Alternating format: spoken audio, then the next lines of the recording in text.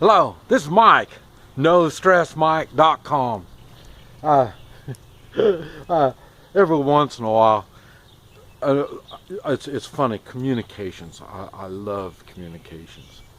I came from a world of, well, I'm half Chinese. They spoke Chinese around me, the family. Everybody else spoke English. I see a communications problem all the time. Translations and understandings really get messed up. And it's the same thing I go through on YouTube. And it's funny because I have people, let's let you know how far they're really missing what I'm saying. That says, well, if you don't like the United States, just get out. So then I tell them I left. I left 13 years ago, and then they come to the conclusion, well, man, you really hate the place, you're going to leave. They're missing the point that it's the frustration and it's the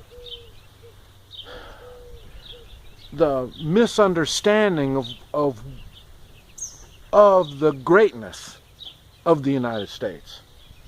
It's the part where, okay, I'll put it this way.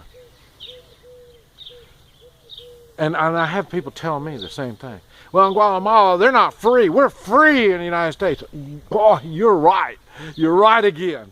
Okay, we're free to make choices. We're free not to make choices.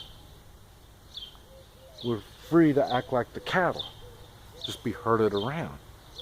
Or we're free to think independently and act independently. We're free to stand in either line you want to stand in. Or we're free not to stand in line at all. We're free to go places.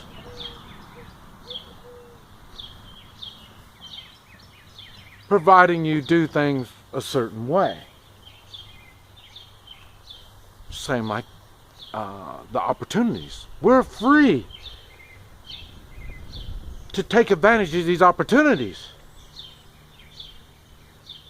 as long as we stay within these guidelines, regulations, limitations. We're free to get rich. We're free to live on a limited income. We're free to be poor or not to be poor.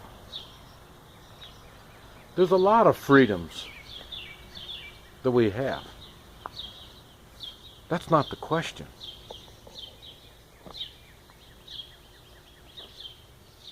The question is, why do we make the choices that we make? Why do some choose to stand in line, some choose to put their hand out, and some choose to get on their knees, while others are busy doing things, taking responsibility? They've got the choice. You take responsibility or not take responsibility. Some take it. Some choose to stand.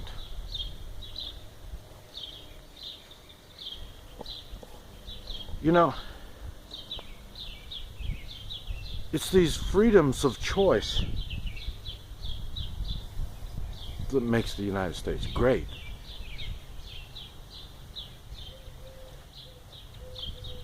It's making improper choices that makes the United States weak. Makes the people weak, our politicians weak, our system weak. It's because of poor choices. Is there something about not wanting to make the proper choices that's difficult for people to understand? When they question what I talk about, is it because their thinking ability is so limited? They've been hand-fed so long? When something enters their mind that's sour and bitter, like the truth, does it really upset them that much?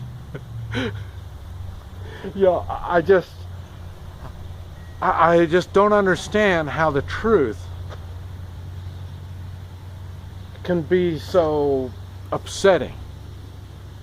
They would rather put up with the corruptions and the lies and the deception than to listen to other ideas. They don't want to make changes. They've got the freedom not to change. And they expect others to make that same choice. I mean, we're all free to stand in this line right over here and get on your knees, and I say you're gonna be issued work through the your certificates and stuff like that. That's you're going to be given food. You're talking about the I don't know how they do it. I used to call it food stamps, but you're given free education. Now we're getting the Obamacare, free care. All of that is socialism. You are given this stuff. You think you earn that diploma, that certificate. They need people in that job. That's why they're issuing that. I noticed that in Cuba. They do medical, a lot of medical people. So anybody can be a doctor. They really push the medical stuff. Anything in the medical field, they push it. And is it because they have such a healthy population? No. They've got a controlled population. Their choices, they have choices also. You have choice A or choice B. The government will tell you what choices you have. Here, it's not only the government that gives you these choices, the peers. Your peers will tell you what choices you have. Not literally just tell you, but when you don't go along with your peers, you're looked down upon. You're made fun of. That's what I talk about. They talk about, Mike, you're not a true American. I'll tell you, that's what I talk about, stupidity. We are free to be stupid. You can be stupid. Still, it's still legal to be stupid in the United States. Now, I don't really think they're going to come up with a law that's going to make it illegal to be stupid. And the reason is they count on the stupidity of the population. I don't even consider myself the population. That tells you what kind of lines that I don't stand in. And I take steps not to stand in lines.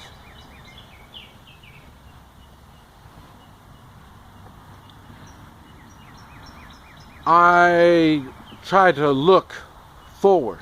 I try to figure out what's at the end of the book, so I know where it's going. And I've talked about the cattle. You know, the cattle, they haven't read the end of the book. They don't realize they're just going to slaughter. They got a good life. A free life. They're free. They can eat the grass right there, or they can move over there and eat the grass. I mean, it's their choice. And then it's their choice which order they are when they're standing in line to be slaughtered.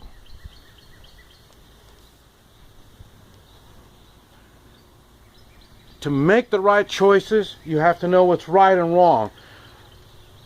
Right is wrong is based on different things.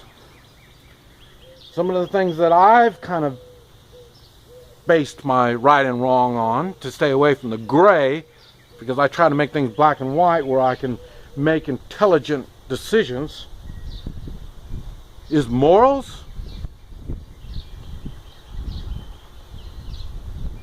in which is open. And that's why I say your morals change as you grow and you mature. So your morals, your decision makings improve also.